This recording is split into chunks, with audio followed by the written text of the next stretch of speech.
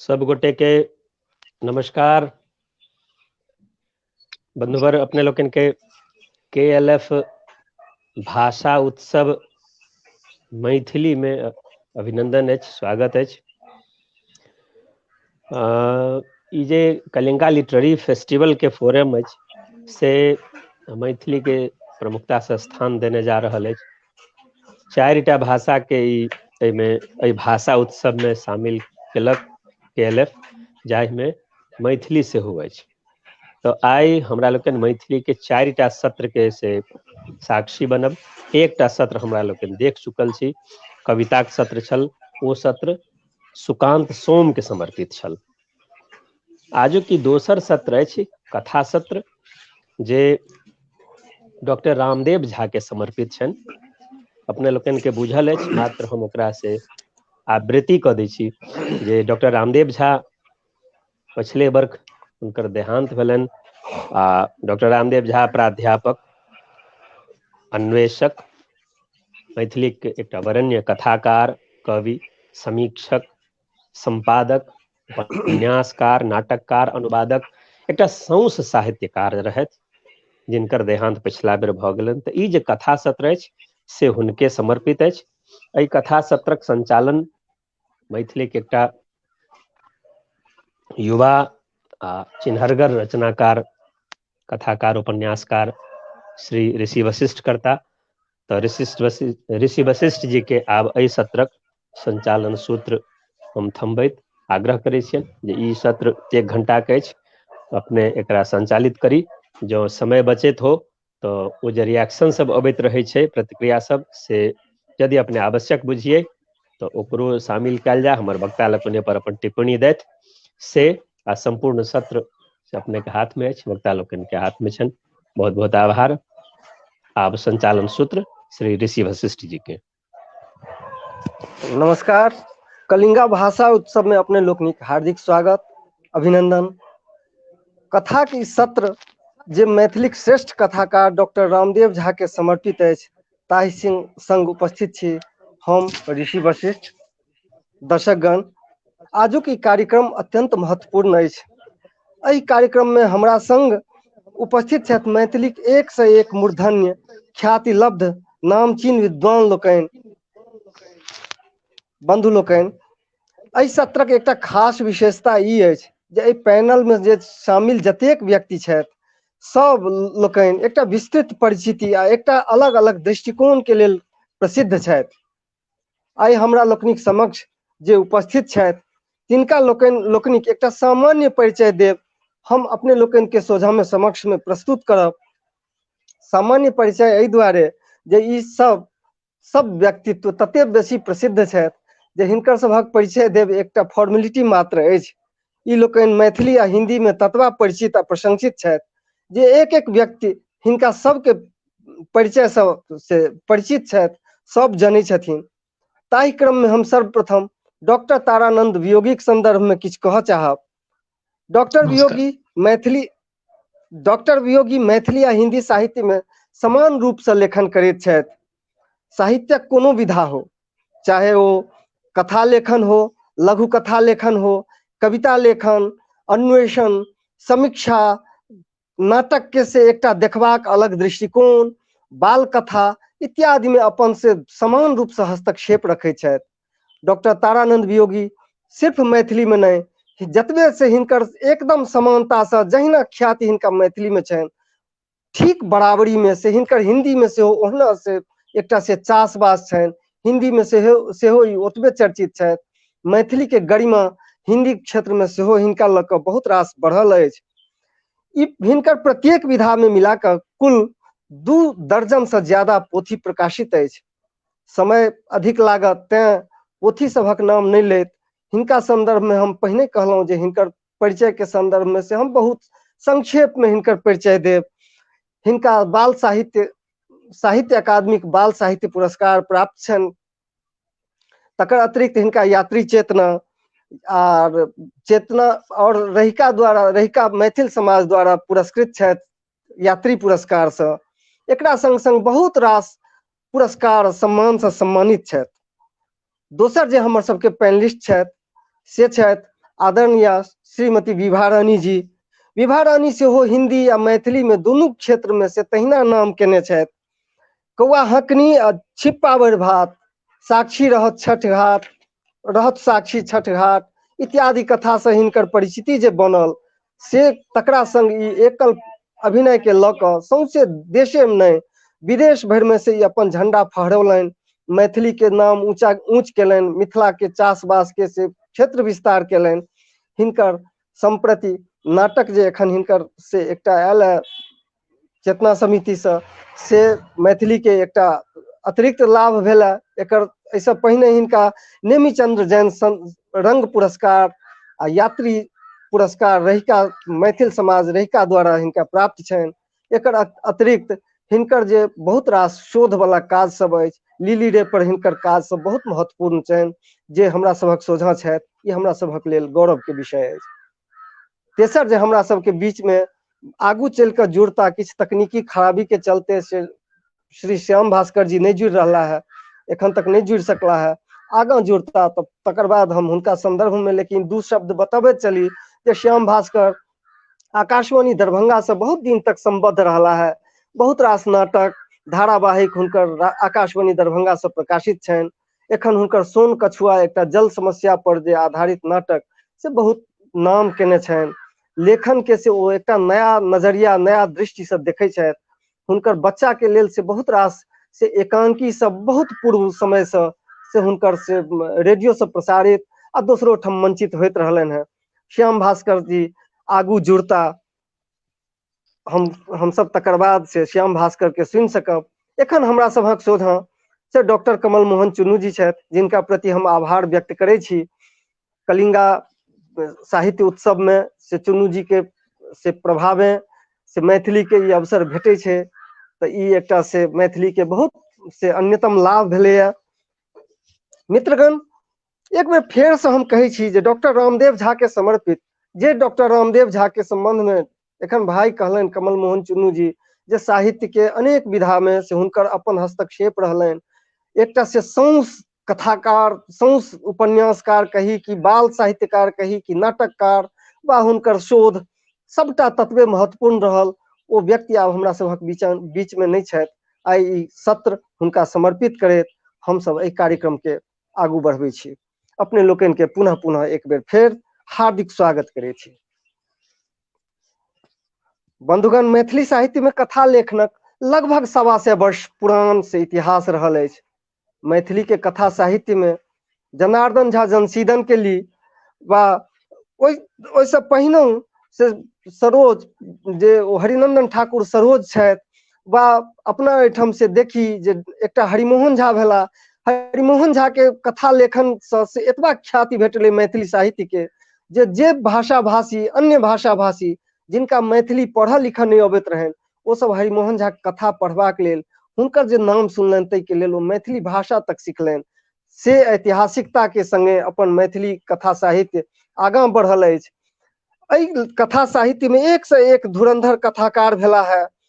एकरा से शुरुए से एक से एक लेखक भेला है।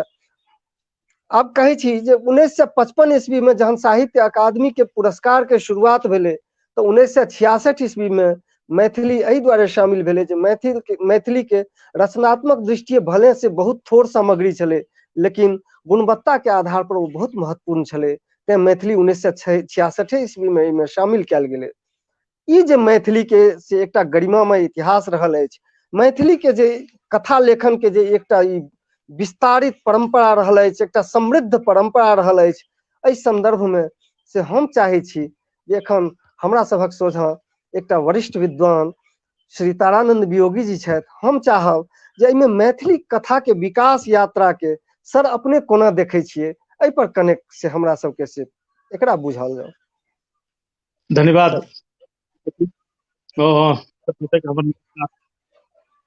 सबसे पहले तो KLF परिवार का हम एहि बात के लेल बहुत आभार करबनि जे कथा सत्र के वो डॉक्टर रामदेव झा के समर्पित केलन है। मैथिली कथा के इतिहास में डॉक्टर रामदेव झा के कहीं जी कहलनि जे हुनकर बहुत विस्तृत आयाम छलनि हुनकर, मतलब मैथिली कथा में जे हुनकर योगदान छनि तऽ से अविस्मरणीय छनि। एकटा ओ समय हमरा मोन पड़ैया कि जखन से मैथिली कथा साहित्य के क्षेत्र में से परंपरा के तोड़े के अभियान चलल रहे।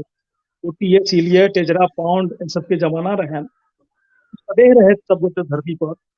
और वो पाश्चात्य जे कथा शिल्प जकरा द्वारा कि बाद में शॉर्ट स्टोरी के रूपरेखा एकरा देल गेलै, ओकर नेतृत्व के तहत ललित राजकमल चौधरी ई सब उस समय में रामदेव झा के से सेहो कथा के से जे समय छलनि तो वह समय छलनि, उनके सबके पीढ़ी के छलखिन हैं।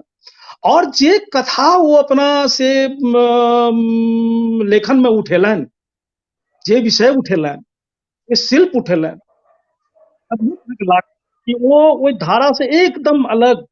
और आइ जकरा हम सब कहै छियै, देखू मैथिली में लिखल गेल कथा मैथिली कथा भऽ गेल से हम नहीं मानै छी।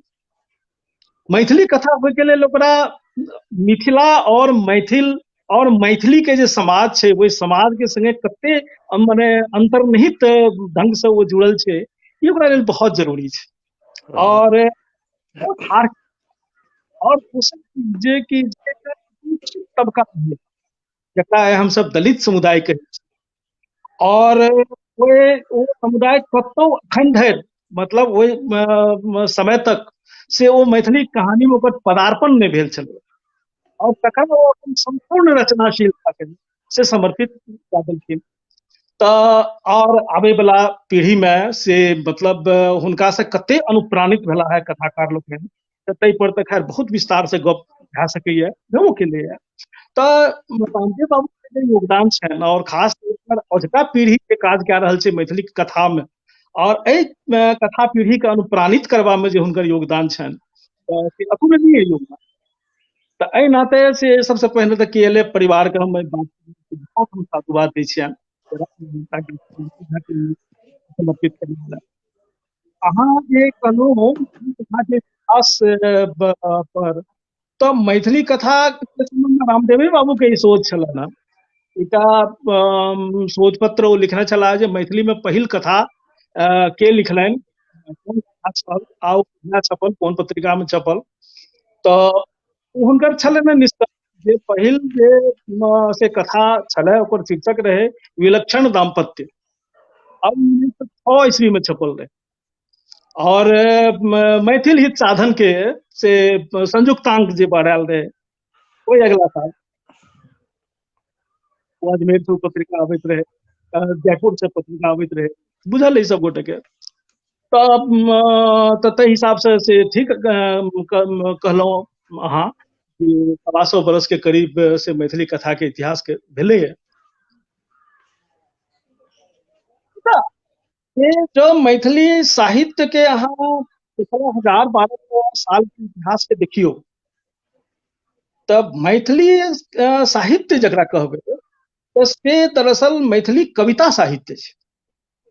मैथिली में कथा के आब एक आधुनिक मूल्य रहे।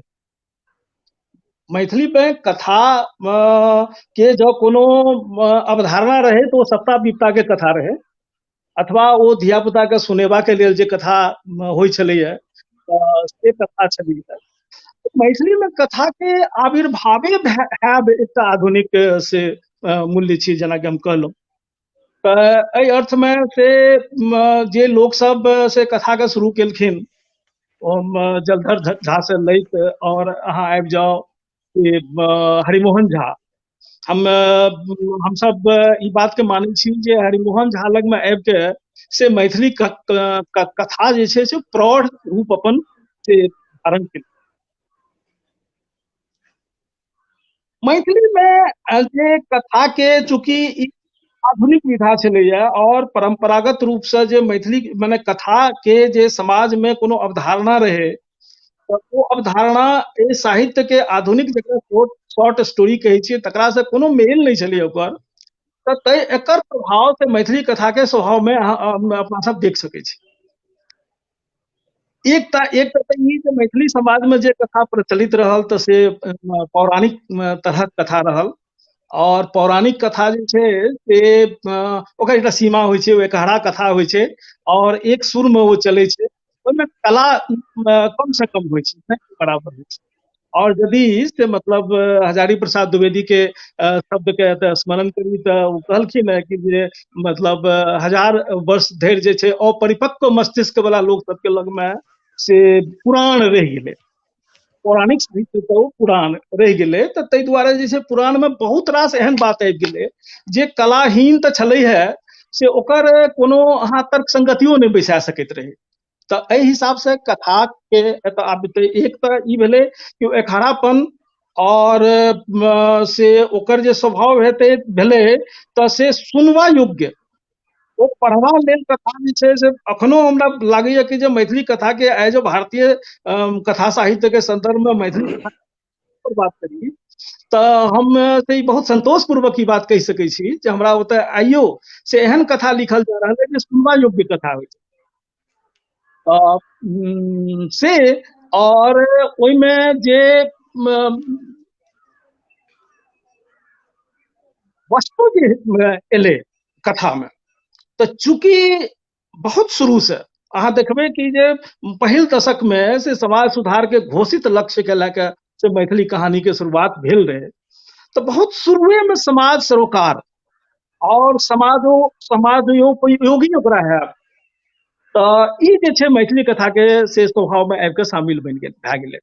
तऽ एहि हिसाब से मने हम 3टा बात कहलहुँ, एकटा तऽ एकहरा हैब, जी एकहरा जी दोसर छै सुनवा योग्य हैब, और तेसर जे सामाजिक सरोकार ओहिमे हैब, तऽ ई जे छै से मैथिली कथा में आबि गेलै। और बाबू एकरा से मतलब समझ गेलखिन, यद्यपि कि हुनका संशय छलनि एहि कथा के, मैथिली कथा जकरा ओरिजिनली हम मैथिली कथा कही तऽ से मने की भेल मैथिली कथा, तऽ 3 तरहक हुनकर जे छै से कथा हमसब देखै छी।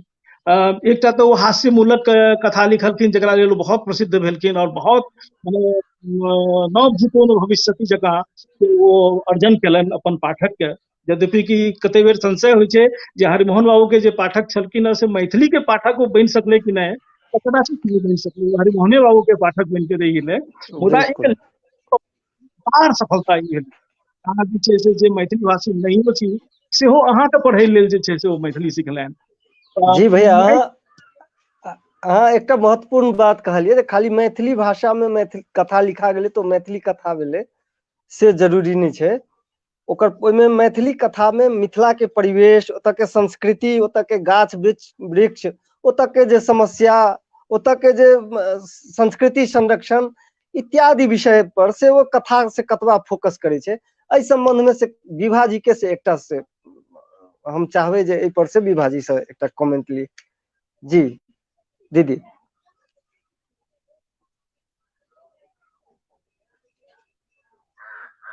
आवाज नहीं है भैया।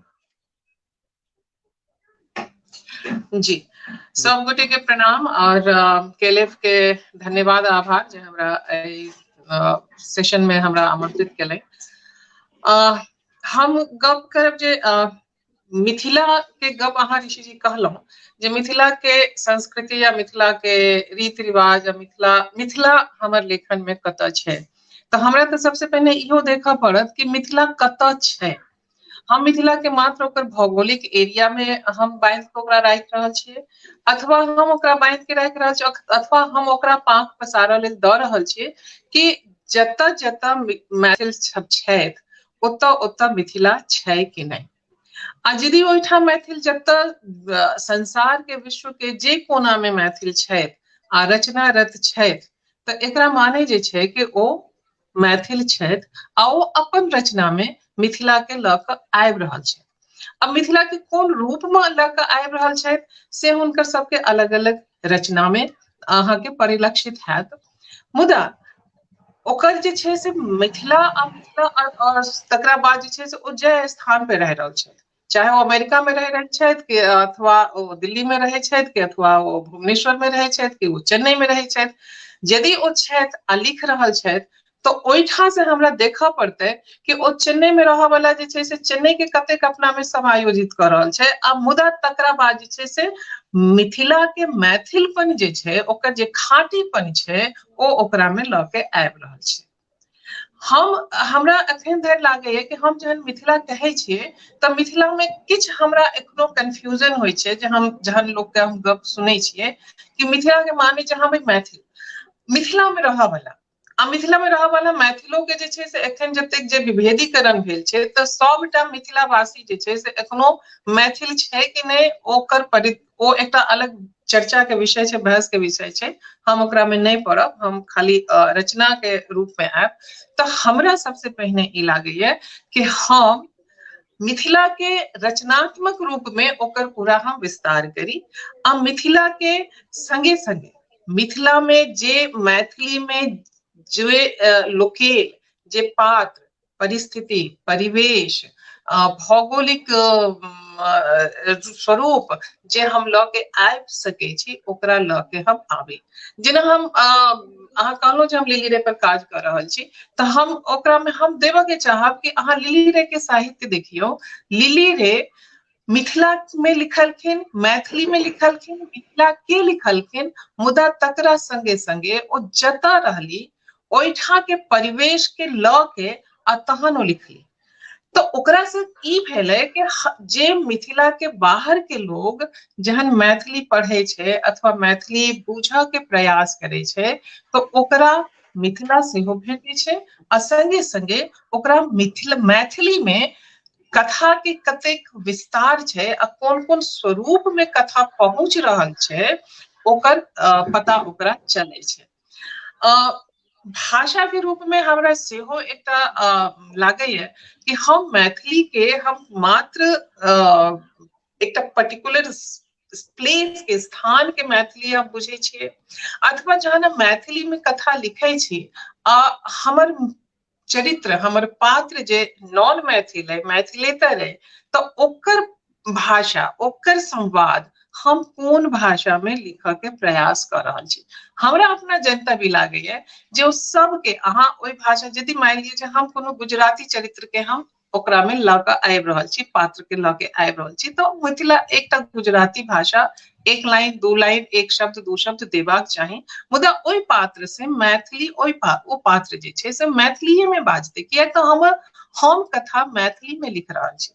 हम जहन एहिठाम हम तऽ मुंबई में रहै छी, हम जहन मराठी साहित्य पढ़ै छी तहन हम देखै छियै कि मराठी में यदि ओ कोनो पात्र के कोनो स्थान के कोनो भौगोलिक या भाषा भाषी के ओ चरित्र गढ़ै छथि तो ओकर पूरा वर्णन जे छै अथवा पात्र के संवाद जे छै ओ मैथिली में रहै छै। ओ हिंदी में अथवा अंग्रेजी में ओकरा नहीं दै छै अनलेस एंड अनटिल के ओकर पात्र के आवश्यकता छै।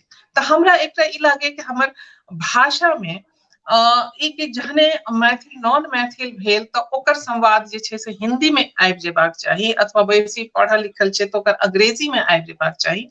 एकरा पर हमरा सबके कने सोचऽ पड़तै कि हम अपन भाषा के हम लिखी, चाहे हम चांद पे कथा हम लिखी अथवा हम मंगल ग्रह के कथा लिखी, मंगल ग्रह के पात्र एतै, मुदा मंगल ग्रह के पात्र एतै तो वो मैथिली में बाजतै। हमरा सबके ई देखा के हमरा परंपरा के ताकऽ के सेहो जरूरत नहीं है। हमरा तऽ सबसे पैघ जहाँ 125 साल के कथा के इतिहास कहै छी तो ओकरा में जे छै से बुझियौ जे आधा सदी आधम आध जे छै से लिली जे 1952-53 से लिख रहल छथिन, तो 52-53 सन 1952-53 से आइ धरि के अहाँ देख लिअ तऽ एतेक दिन से ओ अपन एकटा दृष्टांत एकटा उदाहरण हमरा सबके दऽ गेलखिन कि अहाँ चाहे अहाँ बिल टेलर के कथा लिखू तो ओहो लिखते कि हम ठग छी, आई एम नॉट ए ठग, आई एम ए ठग नहीं उनकर संवाद में रहे छै। अथवा ओ माया लिखे छै, माया के सेहो जे छै से अपना बारे में लिखे छै, ओ मैथिलीए में लिखे छै, उनकर कोनो रचना अहाँ पढ़ि लियौ छोट से लेकर पैघ तक अहाँके ओ परिवेश के विभिन्नता मुदा तकरा संगे संगे भाषा के भाषा के परिपक्वता आ भाषा में जे मिथिलापन छै आ मैथिली छै से ओकरा में रहते। हमरा सबके ई लागे छै एकरा सबके लागे आगा जी बढ़ के आवश्यकता छै आ लोग सब बैठलो रहल छै। जी जी, संवाद तो भाषा के से एकटा सौंदर्य छियै, ई तऽ छियै, लेकिन अपना मैथिली में एकटा से बहुत भारी से लेखक भेला, कथाकार भेला राजकमल। ओहिसँ पहिने से पूर्णिया जाओ फणीश्वर नाथ रेणु के रचना देखू तो या राजकमल के रचना देखू तो ओहिमे एकटा परिवेश जे मिथिला के परिवेश जे भैया कहलखिन, योगी भैया कहलखिन जे ओ सिर्फ मैथिली में है नहीं, ओकर जे परिवेश छै से मिथिला के कतबा छै से कतबा देखार पड़े छै, ओकर कल्चर ओहिमे से कते संरक्षित होइ छै, ई सब जे बात छै से राजकमल जे एकटा परंपरा ठाढ़ केलै, ओ परंपरा के विकास भैया फिर ओइसे आगां कोना भेलै, एहि पर से कने से अपने प्रकाश दी। एक्चुअली मैथिली कथा में जखन आधुनिकता के प्रवेश भेलै, जी जी, तो धारा नहीं रहे, कम से कम धारा तो निश्चित रहे आधुनिक में। और जैसे पहले जे कथा धारा रहे तो फिर से अहाँ देखबे जे जेना एखन हम रामदेव झा के बारे में कहलहुँ कि रामदेव जी के से अपन से एकटा कथा परंपरा छलनि हँ, और ई जे आधुनिक कथा के से मुख्य एक मिनट ला से एक सेकंड ला हम रोकब। अहाँ लिखने छियै ने एकठाम जे रामदेव बाबू छोट लोकक पैघ कथाकार, से हमरा एहि बीच में मोन पड़ल। जी जी जी, आगू सर, आगू भैया।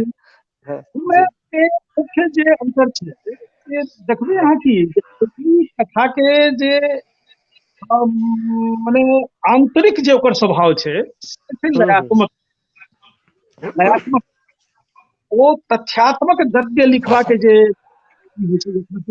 कथा भाषा जकरा से सब कहै छी, तकर जे परिवर्तन ललित केलखिन जतऽ एकटा लय से भरल भाषा सुमन चौधरी के भाषा, ई दूटा माने कथा भाषा के स्तर पर जे छै से ई दूटा परंपरा एक संगे एलै। आगू हम सब देखै छियै जे दुनू के माने ललित के परंपरा में आगू राजमोहन झा बहुत पैघ समर्थ कथाकार भेलखिन, और सुमन चौधरी के परंपरा में धूमकेतु भेलखिन, जे कदाचित मैथिली के सबसे पैघ कथाकार यदि हमरा अहाँ पूछी सबसे पैघ कथाकार मैथिली में के भेला है तो से धूमकेतु भेला है, तो से राजकमल चौधरी के परंपरा में आबै छथिन। तो ओ जे छै ओ भाषा के लय वो एक कथा के बान वाला गप जे हम कहने रही शुरू में, वो तो बनल रहलै अपना।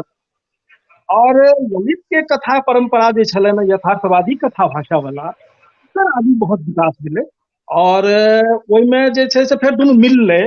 और विभाजी जेना कहै छलियै मैथिली, असल में मैथिली कथा के एते पैघ विस्तार भेलै पिछला 50-60 साल में कि माने वो अहाँ से बहुत आराम से ओकर एक सत्र में अहाँ चर्चा नहीं कह सकते, से एकर से आयाम फरल।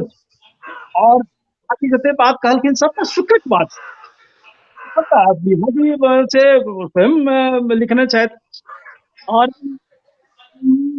कथाकार यदि मैथिल मानुष की कथा लिख रही है तो वो तो मैथिल कथा हेबे करते हो, मतलब वो सब चीज आबि जेतै ओकर कारण नहीं छै, मतलब ओकर देखे के नजरिया जकरा से किरण जी कहलखिन मैथिल आंख, तो मैथिल आंख से जो देखल वस्तु हेतै वो तो कतौ कोनो हेतै। एकरा बाद यह हम कहलहुँ कि राजकमल चौधरी के बाद से एहि हिसाब से बढ़ले, और हमरा लागैए कि अहाँ सबके कथा पीढ़ी तक आबैत आबैत बहुत से प्रबल विकास भेलैए, यादगार विकास भेलैए। हमरा से एकटा जिज्ञासा अछि जे मैथिली में लिली रेशम कथाकार जहन कल्पना शरण के छद्म नाम से एलखिन,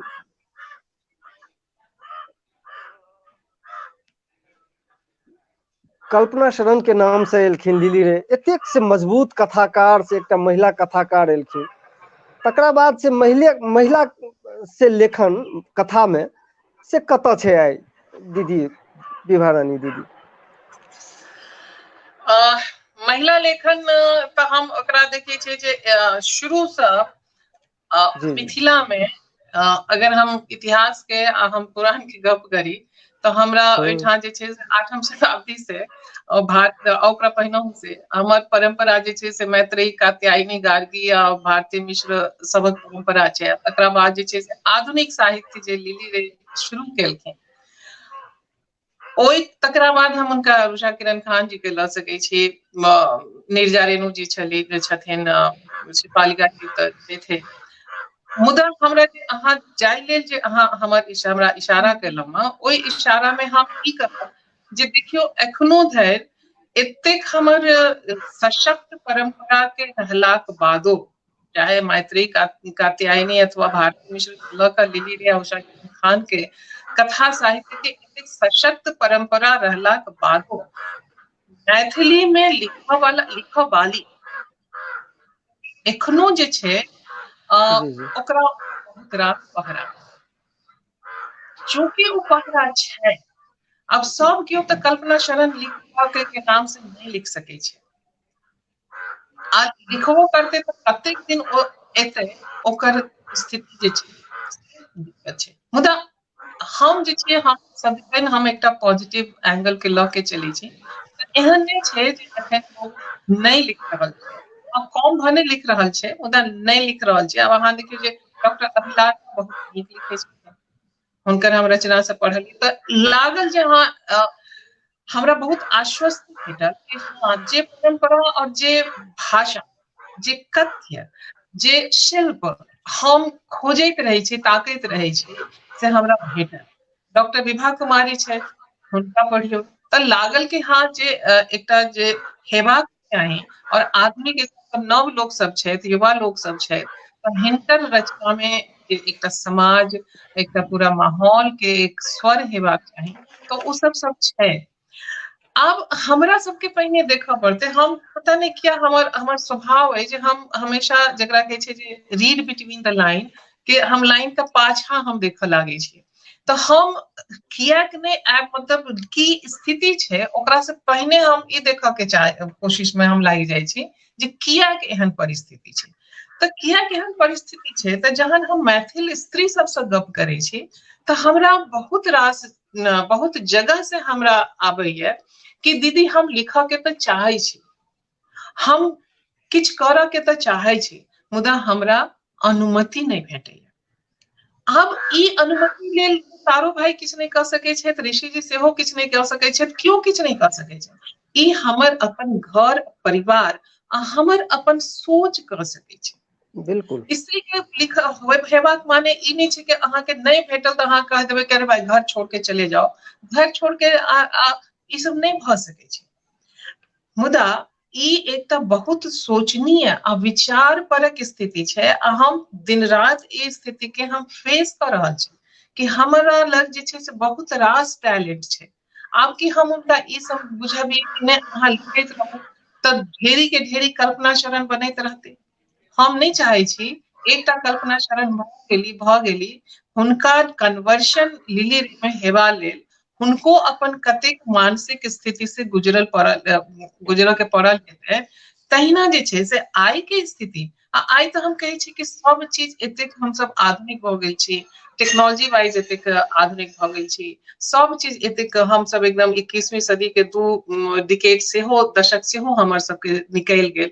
मुदा आइयो यदि हमर मैथिल स्त्री के, मैथिल लड़की के ई स्थिति छै तहन की कहल जा सकै छै जे मैथिली लेखन, मैथिली स्त्री लेखन अखन कोन स्थिति में छै। मुदा तैयो लोग आबि रहल छै। दीपा मिश्रा, हम हुनकर कविता सब पढ़लियै, कथा तऽ हम हुनकर एखन नहीं पढ़लियै, मुदा लिख रहल छथिन, बहुत बोल्ड रूप में लिख रहल छथिन। तऽ ई हिम्मत जे छै से दुनू तीर से कि एक तऽ पारिवारिक सामाजिक सहयोग कि you go ahead, I am with U जेकरा कहल जाइ छै से भेटै, आ तकरा बाद जे छै से लड़की सबके सेहो एकटा जे छै से ओ अपना लेबऽ पड़तै कि ठीक छै यदि हमरा अखन किछु दिन हमरा कल्पना शरण बनैये के है, बनऽ पड़ल तऽ बनब, मुदा हम लिखब, आ तकरा बाद जे छै से फिर हम कल्पना शरण से फिर हम लिली रे में कन्वर्ट है। जी लेकिन परिस्थिति एहन नहीं लगे दीदी, परिस्थिति तो आब बहुत बदल है, सामाजिक ताना बाना बदल गए है, आब से कल्पना शरण के छद्म नाम से वा अपना के ओते सुरक्षित जोन में रख के लिखऽ के आवश्यकता नहीं छै। महिला के ओतबा अधिकार छनि, महिला में ओतबा कॉन्फिडेंस छनि, ओ आगां आबि कऽ किछु एहन चीज जकर रचना नहीं भेल होय मैथिली में एहन। जी ऋषि जी एकरा में हम अहाँके एकेटा हम कहब कि जे छै से ने जे एक दिश से जे छै से ने सिक्का के कॉइन के जे छै से एक दिश बहुत नीक लागे छै। हम कहबे कयलहुँ कि लागे छै कि हम सब तो बहुत एकदम आधुनिकतम इरा में पहुंचल छी, मुदा आधुनिकतम इरा में पहुंचऽ के बादो जे छै कियाक हमरा मैथिल समाज से जे छै से एतेक एखन धरि कियाक कोनो लिली रे नहीं निकललिए। लिली रे तो कोनो इतिहास आ मिथक के व्यक्तित्व नहीं छथिन ने। छोड़ि कथा, कथा कोना आगां बढ़े छै, कथा तखन आगां बढ़े छै जहन हम ओई कथा में हमर पात्र जे छै से वास्तविकता में से निकल कऽ कथा के एकटा इमेजिनरी फॉर्म में ओ अबै छै, तकरा हम वास्तविकता में इमेजिनेशन के दै छी। तऽ हम कहऽ लेल हम भले कह दै छी कि आइ काल्हि बहुत स्थिति आधुनिक भऽ गेल छै, मुदा हम जे अहाँके एखन हकीकत कहलहुँ ओ सब एखन हकीकत छै। तऽ कियाक एखन धरि जे छै से स्त्री के ओ परिवेश, ओ सुरक्षा, ओ आश्वासन, ओ जे अहाँ अपन धकचोइन छोड़ि कऽ अहाँ आगां बढ़ू, अहाँ लिखू, ओ चूंकि नहीं भेट रहल छै तऽ स्त्री जे छै अब कतेक स्त्री जे छै से लिखतै आ तकरा बाद जे छै से अपन घर परिवार के जे छै से सुनैत रहतै। सब जी जी सब केओ शशि तम्भारे नहीं भऽ सकै छै। शशि तम्भारे छथि मराठी के कवि, हुनका घर में जी इएह स्थिति भेलै कि हुनका कहल गेलै कि या तो लिखो या घर छोड़ो। ओ कहलकै नहीं हम घर छोड़ब नहीं हम लिखब छोड़ब। आ आइ धरि जे छै ओ हुनका ओ स्ट्रगल एखनो धरि चलि रहल छै। आइ ओ 50 से ऊपर के भऽ गेलियै, मुदा एखनो धरि ओ स्ट्रगल चलि रहल छै, मुदा एखनो धरि ओ लिख रहल छै। तऽ ओहन जिद्दी बनि के मैथिल स्त्री के आबऽ के चाही। हम तऽ ई कहब कि भाई अहाँ कहलहुँ ने जे हुनका अधिकार छै, तऽ हम तऽ कहै छी अधिकार नहियो छै तऽ हमर जियऽ के, हमर अभिव्यक्ति के अधिकार तऽ हमरा संविधान देने अइ, तऽ हम अपन बिल्कुल संविधान के अधिकार के भरोसे जे छै सेहो हम ओ अधिकार ली, आ ओ घर परिवार जे छै सेहो ओकरा से हम अधिकार ली। ई स्थिति एखनो नहीं आबि रहल छै, इहो एकटा कारण छै। जी यहाँ के ई स्वीकार सिक्का करब, कतबो कहि दियै जे हम बहुत आधुनिक भऽ गेल छी। जी जी भैया अहाँ किछु कहऽ चाहे छलियै बीच में?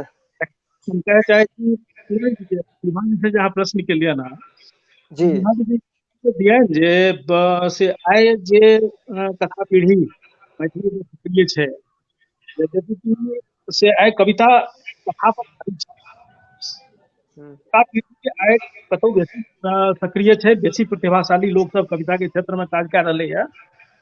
लेकिन मैथिली क्षेत्र में एकदम आइ के डेट में ये सबसे बढ़िया कथा लिखे वाला सब लोग सब छथि प्रतिभाशाली, जे कि मैथिली कथा के इतिहास जे कहलहुँ 125 वर्ष के इतिहास में अपन योगदान किछु दए पाबि रहल छथिन।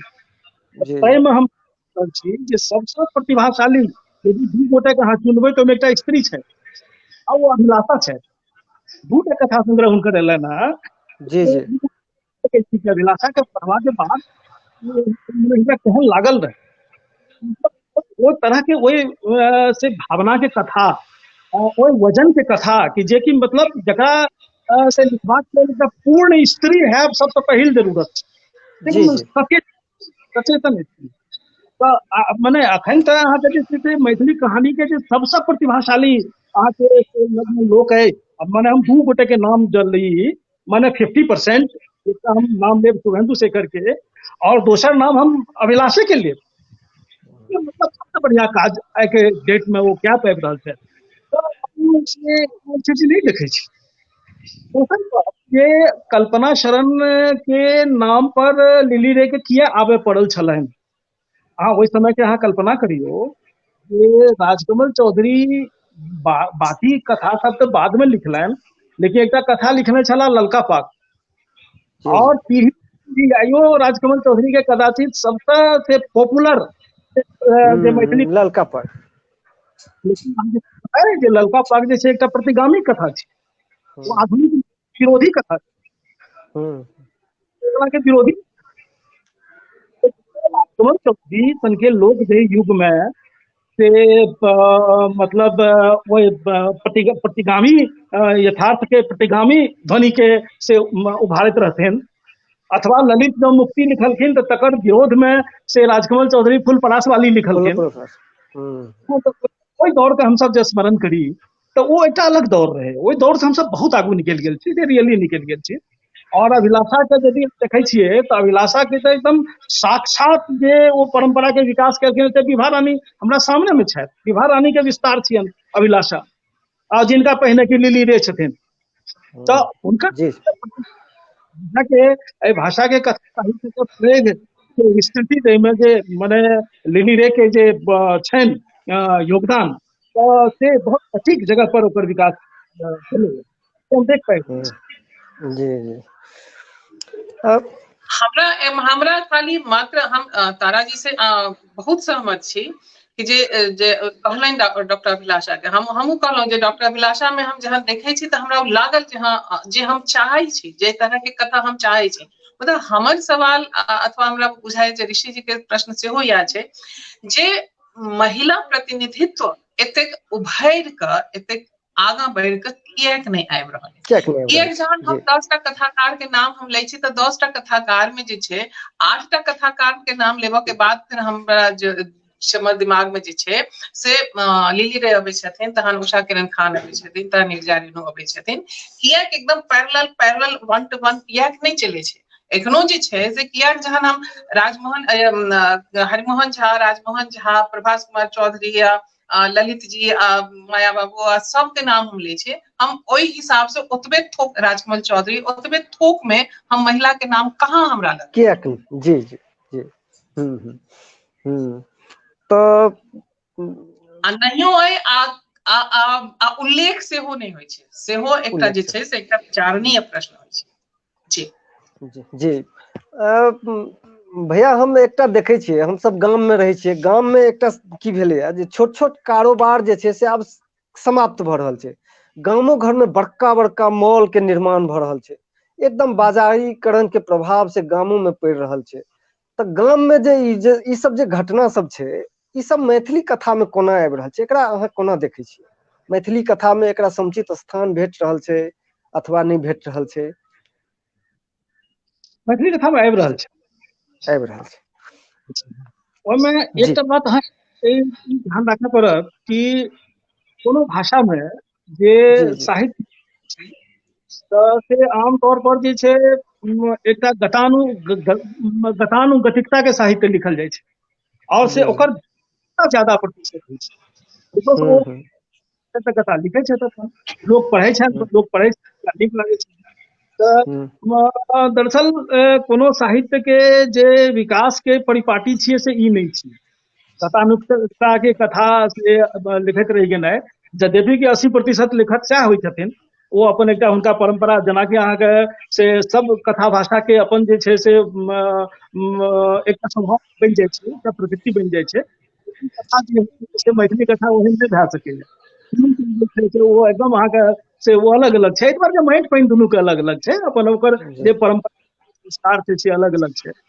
बाकी जे कथा छै असल में अभ्यास करे के जरूरत वही कथा के रहे छै। ओहि अगर अहाँ देखबै तऽ वो बेचैनी पैदा करे छै। वो कथा जनक से कुमार पवन के कथा अहाँके अगर मोन हुए पढ़ै अथवा कथा यदि अहाँके मोन हुए ओकरो कहियो पैंच हेतै जी। वो कथा यदि अहाँ पढ़ि ली तऽ अहाँके हम मने गारंटी कहै छी जे अहाँ अपना गाम के नहीं चिन्है छियै और अहाँ अपना गाम के आस पास में ई फलना कका, चिल्ला कका, फलना भैया ई सब तऽ चिन्हे लगबनि, वो तो आंखि दै छै। एहि तरह के कथा जेकि हमरा बुझाइया पिछला 2 दशक में जे सबसे बढ़िया कथा लिखल गेल है तऽ से हमरा लागैया कि जो वो कथा छियै ओकरो कहियो पैंक हेतै। एहि नाम से बाद में हुनकर कथा संग्रह एलनि, लेकिन कथा से हम तकरा बारे में कहि रहल छी। जी जी जी वो लिखल जा रहल है और एखनो अहू दौर में लिखल जा रहल है। जखन कि अहाँके यदि अहाँ से अखन जे दौर से भयावह दौर से हमसब बढ़ायल छी, मतलब ई हमर अर्थ अछि से ई कोविड काल से, कोविड छै अपन मैथिली में कथा सब लिखल गेलै है, बढ़िया बढ़िया कथा सब लिखल गेलै है। किसान आंदोलन से कथा के विचार के विषय बनलै है। यद्यपि कि वएह हम कहलहुँ जे अहाँके गतानुगतिकता के जे कथा लेखन छै तऽ ओ तऽ जी सब पर वो भारी रहै छै, मैथिलियों में भारी छै, बेसी प्रति ओहि कथा के प्रति जेकि 20% छै। जी जी हाँ, बहुत रास बीच में बहुत रास घटना सब घटले, CAA, NRC इत्यादि विषय पर सेहो कथा सब एले। हमरा विभा रानी जी के कथा पढ़ल है जे CAA वाला, NRC के एहि सब पर एले कथा सब। एखन महामारी में जे एकटा से बहुत खराब स्थिति छलै, भयावह स्थिति छलै, तकरो सबके चित्रण वाला मैथिली में बहुत रास कथा सब एले है। ई सब चीज भेले है, मैथिली में बहुत रास काज सब भ रहले है, से विस्तार से भ रहले है। संजोग से हमरा लग में से आब से अहाँ सब दुनू ज्ञानी छियै मैथिली के, से महारथी सब छियै, तो हमरा लगैया जे भैया एकटा चीज और स्पष्ट कर देल जाय जे मैथिली कथा के वर्तमान के अहाँ कोना देखे छियै, ई से भैया अहाँ से सवाल। जी कथा के वर्तमान जी जी कोना देखै छियै से पुछलहुँ। जी जी जी जी जखन जखन कि एहिमे हमरा से एकटा कने हम जोड़ दी जे मैथिली में से लेखन करऽ वाला से एकटा बहुत संख्या में छलखिन। धीरेन्द्र से लऽ कऽ धीरेश्वर झा, धीरेन्द्र, राजकमल, ललित, हरिमोहन, मनमोहन झा, राजमोहन झा, एहि सब तरहक जकर परंपरा, प्रभास कुमार चौधरी, एते विपुल मात्रा में जतऽ से कथा लेखन होइ छलैया ततऽ एक कथा लेखन वाला अंगुर पर से गिनल चुनल लोग छथिन। तई समय में मैथिली के कथा लेखन के अहाँ कोना देखै छी? एकटा तऽ ई देखै पड़त कि अखन जे छै से लोक एक संगे सक्रिय छथिन, ओहिमे से कथाकार लोकनि छथि सेहो आबि कऽ शामिल भेला। अहाँ स्वयं कथाकार छी, सुंदर कथा सब मैथिली में लिखलहुँ है। अहाँके संगे धीरेन्द्र कुमार झा छथि, एकटा से आयु में श्रेष्ठ लोक, लेखन में नवागंतुक अमरनाथ मिश्र छथि, जे बहुत सुंदर सुंदर कथा सब से लैके जी कई गोटे छथि। तकरा संगे संगे जे छै से अहाँ देखै छियै जे अशोक जी के कथा आबि रहल छनि लगातार, शिवशंकर श्रीनिवास के लगातार आबि रहल छनि, पवन कुमार सिंह कथा लिख रहल छथि। कहियो जे छै श्रीधरम के कथा आबि जाइ छनि, गौरीनाथ के कथा मतलब हाल में पहिने अगर जाओ तो बस पिछला साल जे छै ललितेश मिश्र के कथा संग्रह लेना, महेंद्र के लेना, तो समय में भाजी लगातार लिख रहल छथि। पहिनों के हम सब देखै छी कि जे अखन कएटा, यद्यपि कि जकरा ऑफिशियली कथा कहल जाए से गोविंद बाबू कदाचित बहुत नजदीक में नहीं लिखले ना, मुदा कथा के कहने जे मतलब एक व्यापकता के बोध है छै। कथा साहित्य में जकर मूल रस कथाकारिता हुए तो उपन्यासों में संबंधित विधा सब उनकर तऽ जे छै मूल प्रभाव एखन कथा स्वभाव भए गेलै है। यद्यपि कि ऑफिशियल कथा ओकरा अहाँ के कथा विधा के अंतर्गत राखियो कि नहीं राखियो, तो एहि तरह से एकटा जे छै से ई वातावरण छै। एक अभाव दू तरह के छै, जे नवका लोक सब जे कथा के क्षेत्र में आबि रहल छथि तऽ हुनका अपन परंपरा के से माने समझ नहीं छनि, समझ के बगैर ओ कथा के क्षेत्र में उतरि रहल छथि।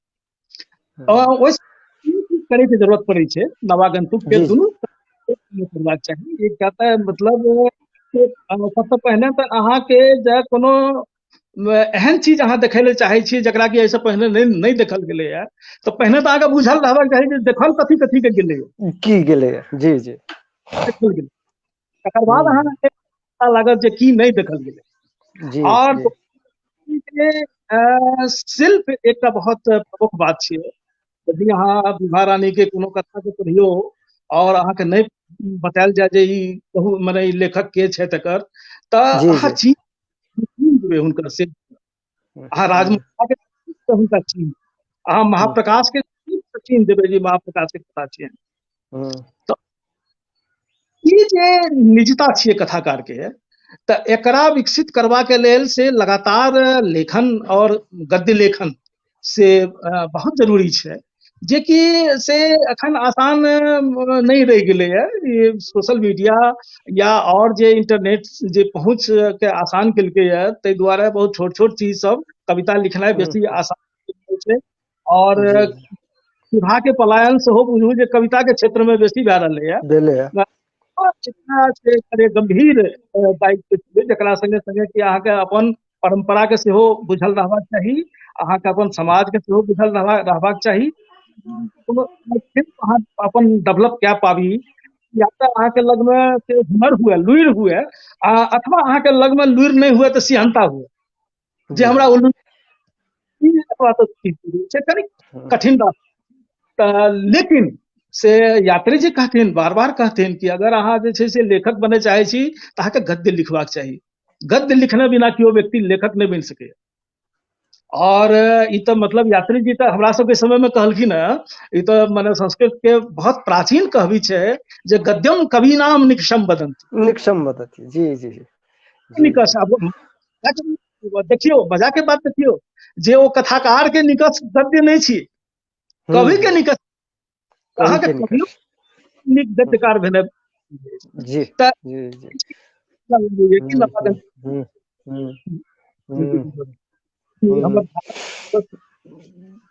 हमरा इहो लागे कि एकटा दौर रहे जे सगर राय दीप जरे, बहुत बड़े योगदान, बहुत ऐतिहासिक योगदान से मैथिली कथा साहित्य के। और से अहाँ देखबे जे जना हम शुरू में अहाँ के कहने रही कि मैथिली कथा आइयो सुनवा योग्य कथा बनि सकल रहल छै। एकर जे छै से पैघ सफलता हम जानै छियै। जातीय स्वभाव छै, जातीय स्वभाव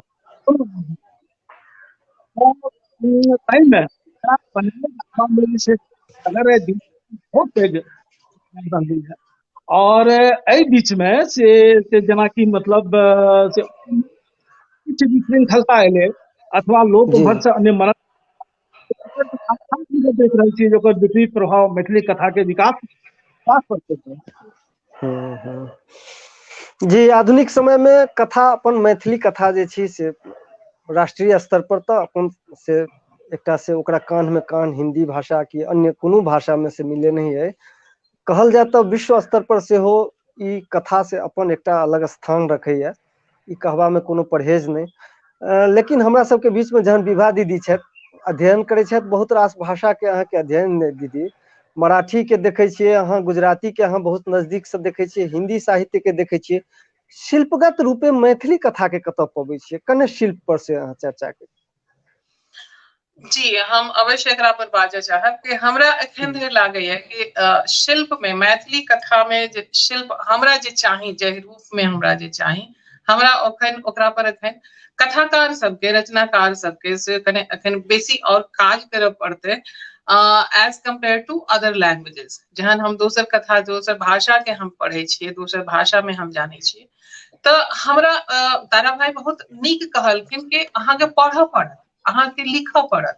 तऽ बिन पढ़ने आ बिन लिखने आ खाली जे छै से खाली मैथिलीये नहीं पढ़ऽ पड़त। अहाँ जहन ओकर इंटरनेशनल कद अहाँ ओकरा दै छियै आ कहै छियै अंतरराष्ट्रीय स्तर के, तऽ अहाँके अंतरराष्ट्रीय स्तर के भाषा के समकक्ष अहाँके ठाढ़ हेबऽ पड़त। राष्ट्रीय जहन अहाँ कहै छी कि हमारी संविधान स्वीकृत भाषा है, हम सब एतेक संघर्ष क के एहि भाषा के एतेक लऽ के आयल छी, तऽ ओहि भाषा के हमरा सबके जे छै से बचावऽ के छै। आ बचतै कोना? जहन लिखबै तहन बचतै, नहीं लिखबै तऽ नहीं बचतै। वो तो सीधा सीधा है कि गढ़ोगे तो बचोगे। तो ई गढ़न जे छै से आब ई गढ़न पर हमरा सबके काज जे छै से बहुत करबाक छै। हमरा लागैए किया तऽ हम जहन दोसर भाषा के हम पढ़ै छी, अथवा जहन हम एकटा छथिन मुनीरा सूरती, जहन हम हुनके उर्दू में लिखे छथिन आ उर्दू से ट्रांसलेशन, मतलब उर्दू हिंदी से उर्दू में ट्रांसलेशन करे छथिन, झूठा से जे यशपाल के छै से उर्दू में ट्रांसलेशन केलखिन। तऽ ओहि सबके जहन हम पढ़ै छियै, देखै छियै, तऽ हमरा लागैए कि हमर मैथिली में ओहि स्तर पर आबऽ में जे छै, जहन आबि जाए तऽ एतेक नीक रहतै। आ किए, मतलब हमरा लेल कोनो कमी तऽ छै नहि, आइ के जे लोग सब छै तो हुनका लेल तो पूरा मैदान छै। देखियो हमर सबके समय में, हमरा सब धरि के समय में लोग सब जे छला से अपन गाम घर कस्बा जिला ओहि समय छला।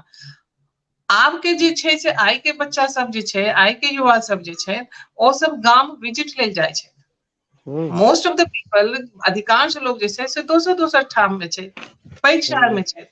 हुनका लेल जे छै से हुनका लेल एकटा इहो संकट छै कि हम अपन परंपरा से कोना हम जुड़ी, कि एक तऽ परंपरा तऽ हम छोड़ि रहल छी।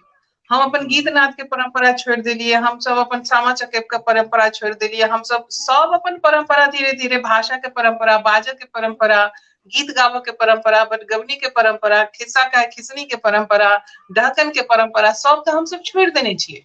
आब ओकरा में जे छै से बच्चा सबके, आइ के युवा के लिखऽ के छै, मैथिली में लिखऽ के छै।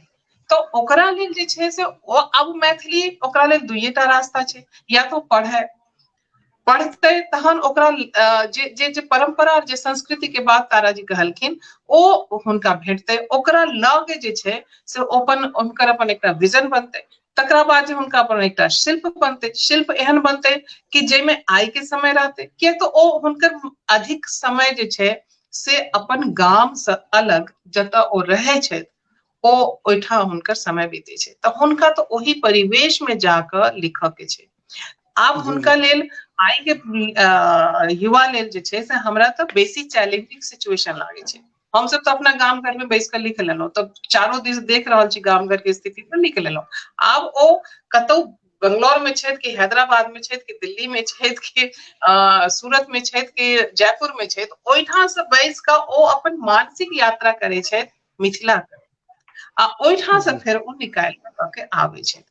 आब जी बहुत ओहिमे जे नीक छै बात। से तथ्य तऽ लऽ के आबि जाइ छथि, जी शिल्प जी में जे छै से कनि अखनो झुझुआन भऽ जाइ छै। तऽ मुदा जी हमरा लागैया कि ई एकटा ट्रांजिशन फेज छै, आ ओ ट्रांजिशन फेज जे छै से धीरे धीरे, कोनो चीज जे छै से पाकै तहने छै ने जहन ओकरा बेसी अहाँ पकेबै। तऽ जेना ताराजी कहलखिन कि लिखऽ पड़तै, तऽ लिखैत लिखैत जे छै चीज जे छै से जे शिल्पगत स्थिति छै से शिल्पगत स्थिति एतै, आ नीक और नीक जकाँ एतै। एखनो छै, मुदा ओ जे ट्रांजिशन जे छै आ ट्रांसफर जे छै से one place to another and travelling, तो ट्रैवलिंग, ओकर मानसिक ट्रैवलिंग जे छै सेहो ओकरा संगे काज करै छै, आ तकरा बाद जे छै से ओकरा ओ लऽ के आबै छै। तऽ आइ के जी जी युवा के और आइ के लेखन में जे छै से हमरा लागे कि जे ओ अपना स्थान पर बैसल छै, ओहिठाम से मानसिक यात्रा करै छै, अपन गाम घर जाइ छै, अपन गाम घर से जे छै से हुनका जे चीज भेटै छै ओ लऽ के आबै छै। मुदा बैसल छथि कतऽ, हम बैसल छी मुंबई में, तऽ निश्चित रूप से हमरा जे छै से मुंबई के स्थिति जे छै, मुंबई के परिस्थिति ओ हमरा प्रभावित करबे करत, हमर लेखन के प्रभावित, हमर भाषा के, जी हमर जी शिल्प के जी प्रभावित करबे जी करत, आ ओ जी जी हुनका सबके प्रभावित कऽ रहल छै। आ आगाँ जे छै से, और हम फेर हम कहै छी जे हम बहुत जी ऑप्टिमिस्टिक रहै छी, तऽ हम सदिखन ओहि हिसाब से सोचै छी कि ओ एबे बहुत करतै, बहुत आ आबि रहल बहुत छै, बहुत और ओकरा जे छै से निकस पर जते घसबै ततेक जी और जी निकस बहुत आबैत नीक रहतै। बात कहलियै, बहुत नीक बात कहलियै, एकरा पढ़ब जरूरी छै। वियोगी भैया सेहो एक बेर कहने छलखिन हेँ जे अहाँके जे ई लिखऽके अछि जे हम किछु नया लिखी, तऽ लिखल की सब गेल छै तकरा पढ़ब बहुत आवश्यक होइ छै। तऽ निश्चित कुल रूप से मिला ने, कऽ यदि हम जी देखियौ मैथिली के परंपरे दे, तऽ हम जी जी जे नागार्जुन जी लिखलखिन तऽ हम वएह लिख हाँ हाँ देबै, तऽ हम फेर हाँ ओकर हाँ कोनो हाँ माने नहि हाँ, छै। बिल्कुल जे बिल्कुल ई एकर नहि बहुत लिखलखिन आवश्यक सएह हम लिख देबै, ओकर कोनो माने नहि छै। जे नहीं उषा महत्व किरण खान लिखलखिन सएह हम लिखबै, ओकर माने नहि छै। हाँ, उषा किरण खान की लिखलखिन तकरा बाद हम की लिखबै, ई देखऽ के लेल उषा किरण खान के, कि नागार्जुन के, कि माया बाबू के, कि हरिमोहन बाबू के पढ़ब आवश्यक छै। जी आब अपना सब लग में समय कम अछि, लेकिन वियोगी भैया से हम अंतिम एकटा कमेंट चाहब बहुत संक्षेप में, जे भैया कोनो एहन राजनीतिक, सांस्कृतिक, सामाजिक, आर्थिक वा धार्मिक कोनो एहन परिस्थिति जे कथा के प्रभावित करैत होय, जे मैथिलियों में वा अन्य भाषा में सेहो, एहन से कोनो एकटा से घटना के चर्चा अपने जी पहिल तऽ हम ई गप कहब जे साहित्य जे छै ने शाश्वत प्रतिपक्ष छै। जी जी ई लेखक प्रतिपक्ष में नहीं छथिन, हुनका ई लागै छनि कि जे मतलब हम सत्ता छियै, तखन तऽ साहित्य वही ठाम दूर भए गेलै, ओ तक ओहि साहित्य से अहाँ कोनो आशा नहीं कए सकै छी। साहित्य के तो हमेशा शाश्वत प्रतिपक्ष ओकरा कहल गेलै। और से अहाँके आश्चर्य लागत जैसे मतलब कोनो आइए कहल गेलै से नहि, एकर 1000 वर्ष के हमरा सबके परंपरा अछि, 1000 वर्ष के परंपरा अछि। हुनकर कहब जे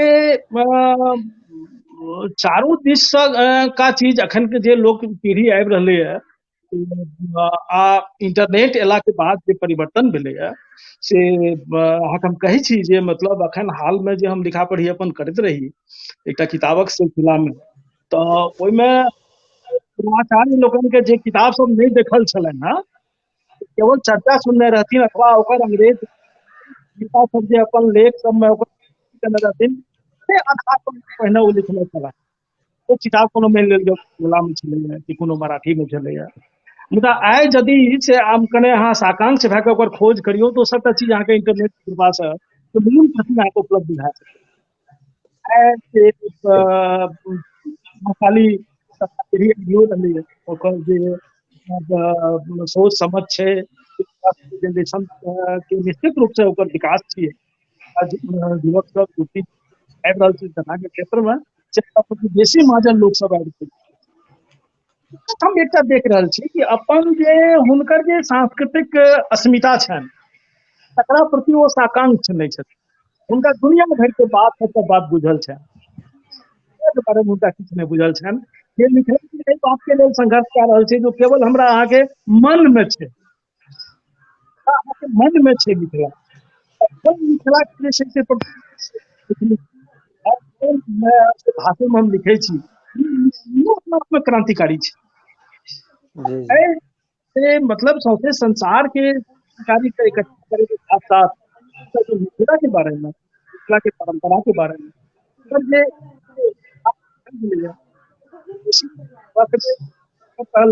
बेसी मौखिके सामग्री रहे जो समय के संगे संगे वो से समाप्त भए गेलै, लुप्त भए गेलै। लेकिन जे छै से ओहिना रुझान हेबाक चाही जेना बुझबाक लेल जे अद्यतन साहित्य आंदोलन छै विश्व स्तर के, बुझबाक लेल जे उत्सुकता रहै छै से उत्सुकता हुनका मिथिला के से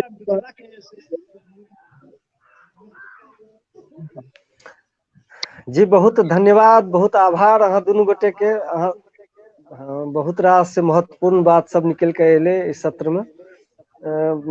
समय कम छै, बात बहुत कयल जा सकै छै, जते से ज्ञानी छै अपने लोकनि, बहुत रास से सवाल कथा के बनै छै आ पूछल जा सकै छै। अवसर से हमरा सबके फेर कहियो एहन लागे जे एहि सब में जे छूटल विषय वस्तु सब छै ताहि पर अहाँ से जानकारी हम सब ल सकी।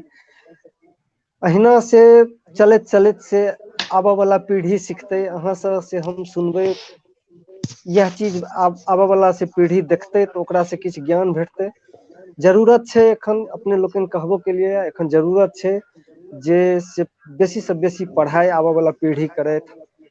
आ एकरा लेल से कोनो कार्यशाला तो आयोजित छै नहीं जतऽ से कथा लेखन केओ सीख सकै। तो एही तरह से अपन से वरिष्ठ विद्वान के सुनि कऽ से हुनकर कला विकसित भऽ सकैया। अपने सब गोटे के बहुत बहुत फेर एक बेर आभार प्रकट करै छी। एहि प्लेटफॉर्म पर जते लोकनि देख रहल छी सब गोटे के से हम पुनः एक बेर से आभार प्रकट करैत सब गोटे के से हम प्रणाम करै छी आ सत्र आब चुनू डॉक्टर कमल मोहन चुनू के से समर्पित करै छी। बहुत धन्यवाद ऋषि भाई। विद्वान वक्ता हमर डॉक्टर तारानंद वियोगी आ विदुषी विभा रानी सब गोटे के आभार प्रकट करै छी। अहाँ लोकनि समय के अभाव तऽ से छै, कारण जे अहाँ दुनू गोटे जई गंभीरता से बात के उठबै छियै ताहि लए से 1 घंटा तऽ हम बुझै छी जे ई तऽ किछु नहि छै, मुदा जे एकटा हमर प्रेम या अथवा जे हमरा सुविधा अइ ताहि हिसाबे अपने लोकनि के से हम आग्रह कऽ दै छी। अपने लोकनि के से महानता अइ जे अहाँ मानियो लै छियै आ से मैथिली के लेल से उपस्थित छै, तऽ से खूब बढ़िया लागल है। खूब गंभीरता से बात उठलै या समकालीन कि प्राचीन कि आधुनिक उत्तर आधुनिक सब टेंडेंसी पर अपने लोकनि से गप केलिए। एकर परंपरा कोना रहै, की रहै, विकास कोना भेलै आ कथा के जे सूक्ष्म बात सब छै, तत्व सब छै, तै सब पर गप एलैया, एकर गति प्रगति पर गप एलैया, विभिन्न तरहक जे विमर्श से कथा के बढ़बै छै, कथा के बनबै छै, तै सब पर अपने लोकनि कहलियै। एकर मौलिकता, मूलधर्मिता, ई सब तऽ एकर प्राण छै एहि विमर्श के। मिथिला के समाज की मैथिली के कथा के समाज शिल्प आदि खूब विस्तार से जे संभावना छलैया समय में जते होबाक से अपने लोकनि केलियै या। श्याम भास्कर भाई के हम सब नहीं सुनि सकलियनि, जे तकनीकी खराबी रहल होइ, तकनीकी जे बात रहल होइ, से फेर हम सब कहियो हुनका से पुनः सुनब।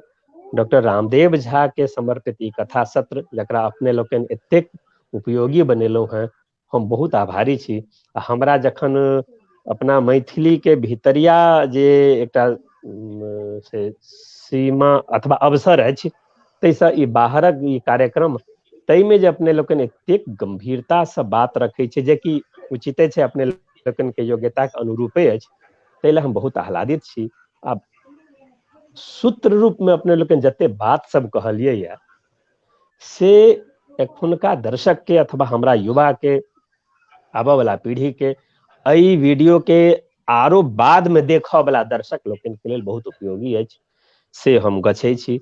समय अभाव छलै, समयक अभाव छल, लेकिन अहाँ लोकनि तकरा से केहन बढ़िया से उपयोगी बना कऽ आ कने सबटा बात पर से गंभीरता पूर्वक विचार के लिए, तदर्थ हम से दुनू वक्ता के सेहो आभारी छियनि। संचालक ऋषि भाई के सेहो आभारी छियनि, अपने लोकनि बहुत धन्यवाद दै छी, बहुत आभार प्रकट करै छी। फेर हमरा लोकनि के कहियो कोनो प्लेटफॉर्म पर भेंट घांट हेतै। बहुत बहुत आभार अपने लोकनि के। बहुत बहुत धन्यवाद।